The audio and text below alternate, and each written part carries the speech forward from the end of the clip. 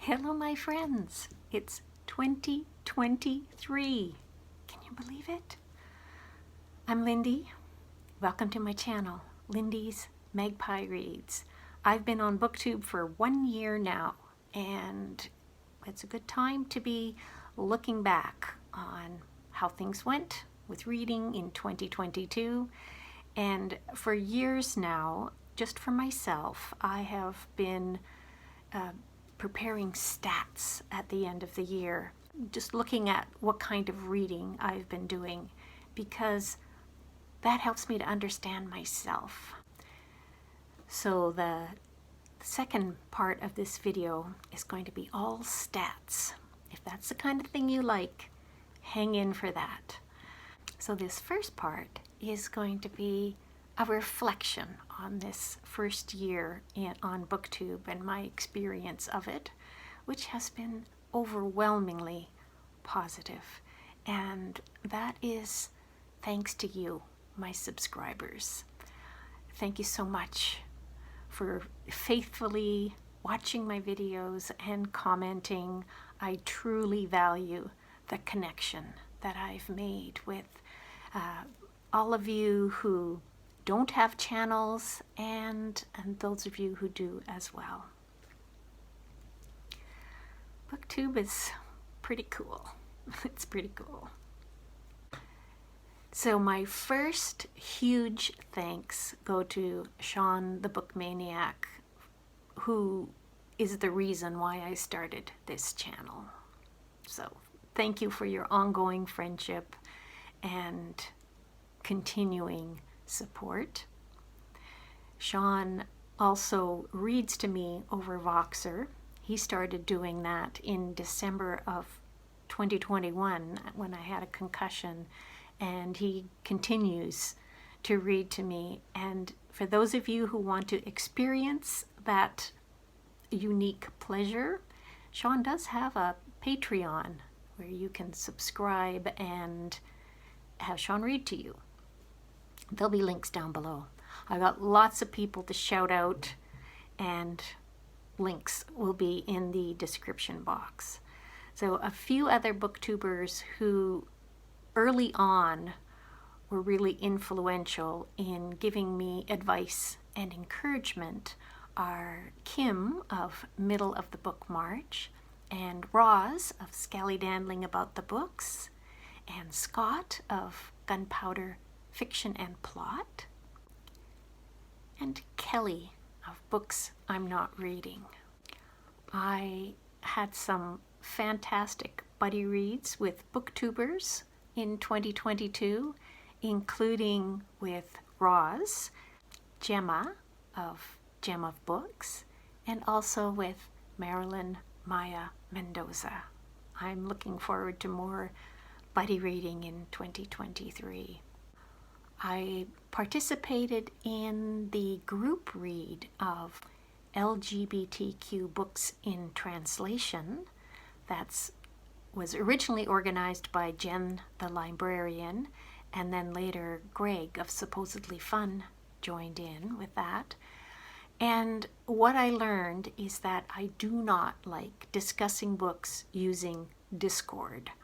So I did read more of the books, but I wasn't in the Discord discussion. What I did find out is that I love using Voxer for book discussion. There are many great readathons on booktube, and the ones that I enjoyed the most are, there were 3 in March. March of the Mammoths, Her Storyathon, and Corridathon. In April, there was Picture This, a picture book readathon that, and that's how I got to know Jack of Spread Book Joy. And then in November, the Skoden readathon of Indigenous authored books. And that one is organized by Kim at Native Lady Book Warrior. 2022 was my 3rd year of shadowing the Giller with some other fine readers, and in 2022 we were joined by Jolene of Bookworm Adventure Girl. So I got to know her better, and I'm looking forward to more reading of front list Canadian novels and short story collections in 2023, as Jolene and I and our friend Penny will, as far as I know, will be continuing with Shadowing the Giller. I did 12 tag videos in 2022, and I did some vlogging. I made a winter walk trip to the library, a road trip series of videos about going to the Yukon to visit my sister's farm, and I did a little bit at the Edmonton Folk Music Festival, and then the extravaganza was my biblio adventures at the Vancouver Writers Festival. You can find all those if you go to my channel. Mostly I did a regular Friday reads, and sometimes I did additional recent reads videos when it got to be too unmanageable with too many books to talk about. So next up, stats. According to Goodreads, I read 443 books in 2022, and that's 2 more than what I had in my records that I've been keeping month by month. But I realize now, I think it's because 2 books I reread in the same year, and normally I don't count that as a separate book when I do a rereading unless the first read was in a different year. Don't ask me why that the distinction, it doesn't make sense. Okay, now it's pie chart time. My goals for reading don't really change from year to year. I always try to prioritize books by Canadian authors, books by queer authors. I want to read as diversely as possible, and so I look for books in translation and books by people of color and by Indigenous authors. And I prefer to read books by women or authors who are not cis men. So the first chart has to do with Canadian authors.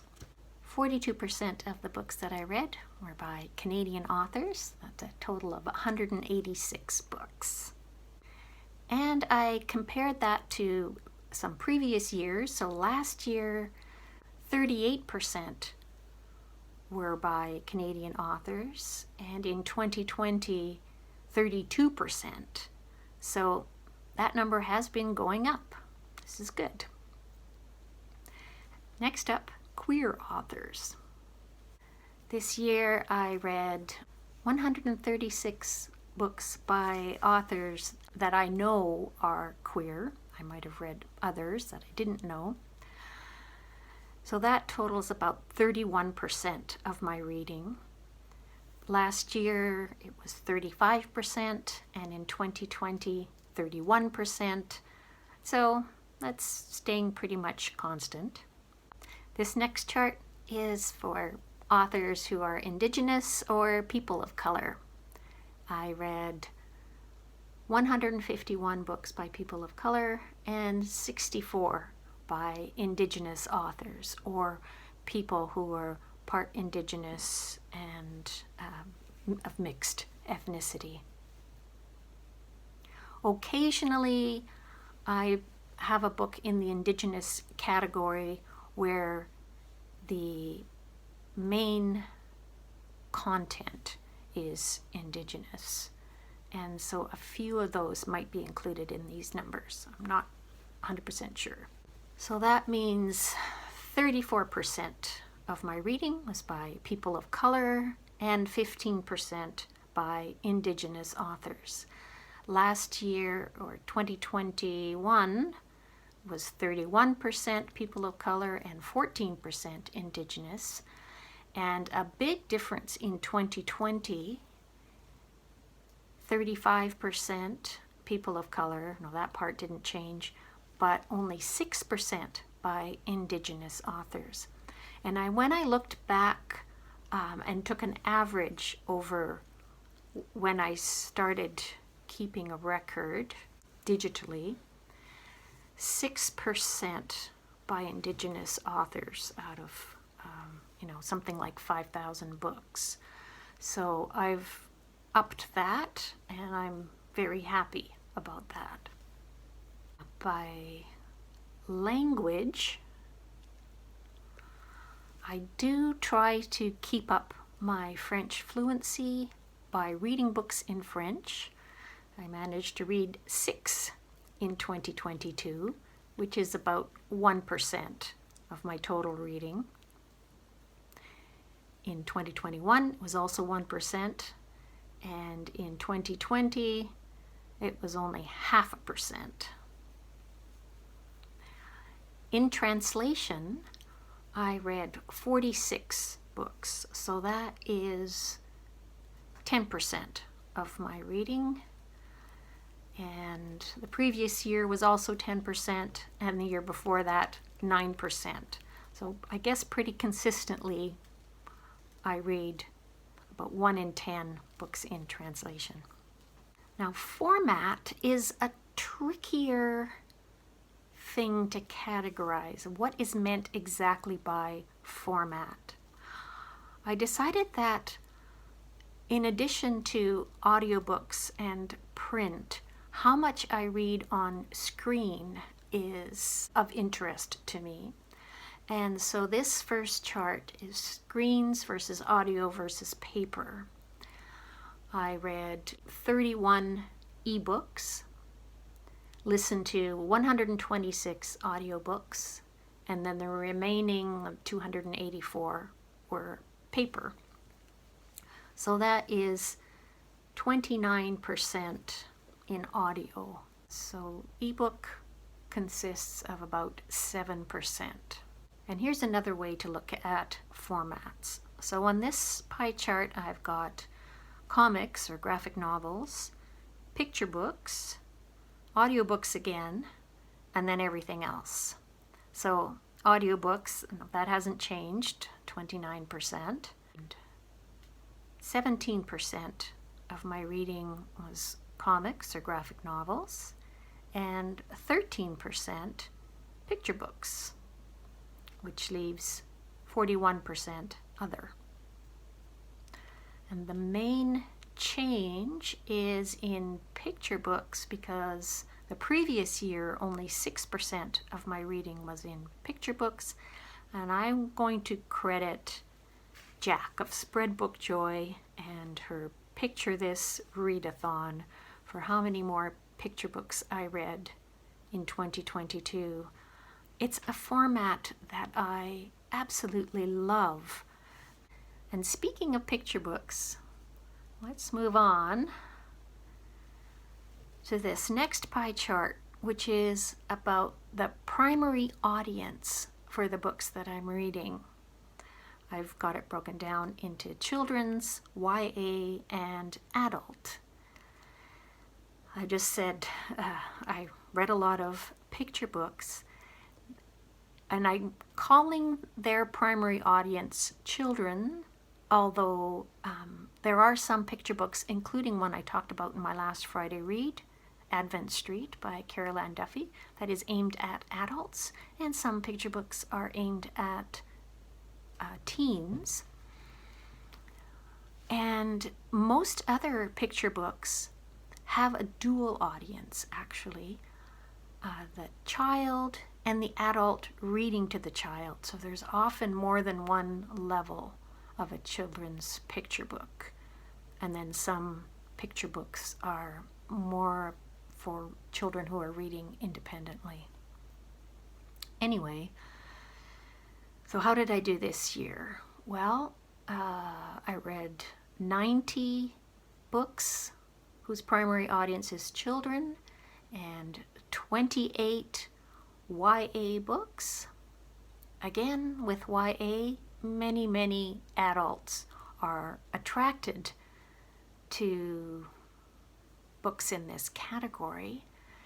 And the main reason being that during our teen years, that's when there are so many firsts. It's a very emotionally fraught, exciting time of life. 323 books that I read this year were adult books. Percentage-wise, that makes 20% children, 6% YA, and 73% adult. And here's another way of looking at format. Literary format. So basically, nonfiction versus other types. And I read 127 works of nonfiction. That's 29% of my reading. 34 poetry collections. That's 8%. 25 short story collections. That's 6%. 12 novellas. That's 3%. 3 plays, which is 0.7%.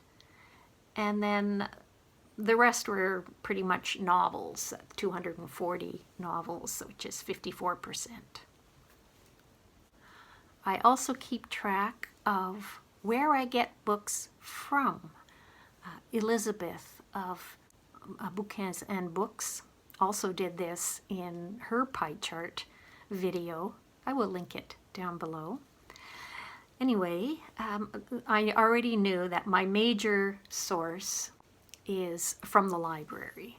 So 363 books and audiobooks were from the library, so that's 82%. I got 53 of the books that I read from a bookshop, that's 12%. I received 11 as gifts, it's 2.5%. 8 were personal loans, so someone else's private library where they loaned me the book, so that's 2%. And then other sources, there were 4 in all, or 1% of my reading, things like interlibrary loan and from a publisher. Next up, not written by a cis man. So I combined women authors with trans authors and non-binary authors. Altogether come to 315 books that I read in 2022, which is 71%, leaving 126 by cis male authors, or 29%. And that is up from last year. Books by women are up from last year, because last year 68% were not written by a cis man and 32% by cis men. What other stats do I have? I didn't make pie charts for this, but as far as books that I did not finish, that was 4% of my total reading, or 19 books. And rereads, 10 books fall into that category, roughly 1 a month. And I read 47 books that were eligible for the 2022 Giller Prize. So that's 11% of my reading was front list Canadian. This is actually down from previous years. In 2021, I read 63 Giller eligible books, and in 2020, 67 Giller eligibles. But now that I think of it, some of those I think I read after the fact, but I still added them to that eligible grouping. Yeah, I'm pretty sure.